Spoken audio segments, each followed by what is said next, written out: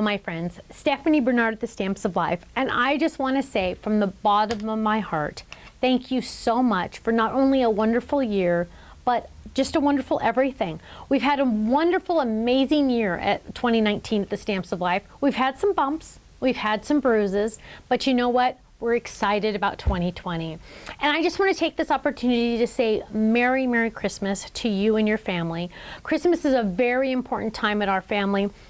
We, of course, put up a Christmas tree. We have everyone come over to our house. Everybody spends the night.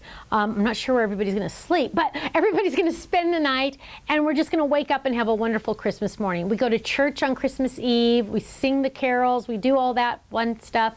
But we know what? We even have we even have a birthday cake for Jesus, because we all have to sit down, relax, and remember why we even celebrate Christmas. It's all about the Jesus Savior's birth, and it's just so important for us to sit back and remember that. So I just want to say Merry, Merry Christmas to you and your family. I hope you have a wonderfully blessed day.